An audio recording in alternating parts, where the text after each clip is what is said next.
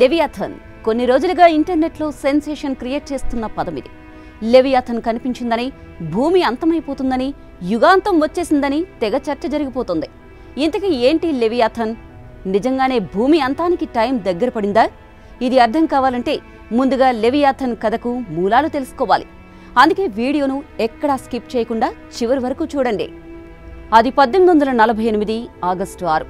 ఒక navy ship, పేరు HMS డెడాలస్, Saint Helena వైపు ప్రయాణిస్తున్న షిప్ మహాసముద్రాన్ని చీల్చుకుంటూ ముందుకు సాగుతోంది. కేవలం నౌకాదళ అధికారులు, సిబ్బంది, కొద్దిమంది సైనికులతో ప్రయాణిస్తున్న ఆ నౌక ఆ రోజు సాయంత్రం సముద్రం మధ్యలో విస్మయానికి గురైంది. చుట్టూ అంతా నిశ్శబ్దం. ఇంతలో ఒక్కసారిగా ఓడ చుట్టూ భయం ఆవరించింది. సముద్రపు అలలు అనూహ్యంగా ఎత్తుకు లేచాయి. ఆకాశాన్ని నల్లటి మేఘాలు కమ్మేశాయి. ఏం జరుగుతుందో అర్థం కాని నావికులు భయంతో కళ్ళు పెద్దవి చేసి చూస్తున్నారు. సముద్రపు లోతుల్లో దాగి ఉన్న ఒక మహాభయంకరమైన జీవి మెల్లగా పైకి వస్తోంది. షిప్లో ప్రయాణిస్తున్న వారి గుండె దడదడమని కొట్టుకుంటుంది. ఆ దృశ్యం ఎవ్వరూ ఊహించనిది. సముద్రం మధ్యలో ఒక పెద్ద సర్పం కనిపించింది. కనీసం 60 అడుగుల పొడవు ఉన్న ఆ మృగం నల్లటి శరీరంతో, పసుపు రంగు నాలుకతో సముద్రాన్ని చీల్చుకుంటూ ముందుకు కదులుతోంది. దాని తల ఒక పక్కకు తిప్పింది. అది ఓడను గమనిస్తోంది. నావికులు నిర్ఘాంతపోయారు. ఓడ మీద ఉన్న ఒకరు, ఇద్దరే కాదు, మొత్తం సిబ్బంది కూడా దీన్ని ప్రత్యక్షంగా చూశారు. జరిగిన విషయాన్ని ప్రపంచానికి చెప్పారు. కొందరు నమ్మారు, కొందరు నమ్మలేదు. అయితే ఆ సమయంలో అందరిలోనూ ఒక్కటే ప్రశ్న రేగింది. నావికులు చూసింది లెవియాథన్నేనా? బైబిల్లో చెప్పిన సముద్రపు మహాసర్పం నిజంగానే ఉందా?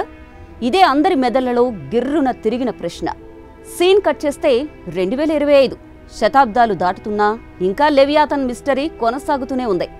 లెవియాథన్ కనిపించిందంటూ సోషల్ మీడియాలో ఓ వీడియో వైరల్ అవ్వడంతో మరోసారి ఈ మహాసర్పం చుట్టూ ఎన్నో కథలు, ఎన్నో కథనాలు పుట్టుకొస్తున్నాయి. సోషల్ మీడియాలో ట్రెండింగ్లో నిలిచిన ఆ వీడియో వివరాలను కాసేపు పక్కన పెడదాం.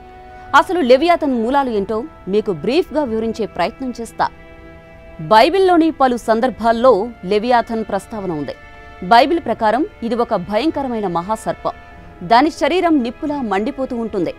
నోటిలోంచి మంటలు రాలుతుంటాయి. అది ఎవరినైనా నాశనం చేయగలదు. లెవియాథన్ సముద్రంలో ఒక మృత్యుదూతలా విహరిస్తుందట. ఇది దేవుని శాపమని కొందరు నమ్ముతారు. ఇది సముద్రాన్ని ఆవరించి విపత్తులను తెస్తుందని విశ్వసిస్తారు. దీన్ని పట్టుకోవడం ఎవరికీ సాధ్యం కాదంటారు.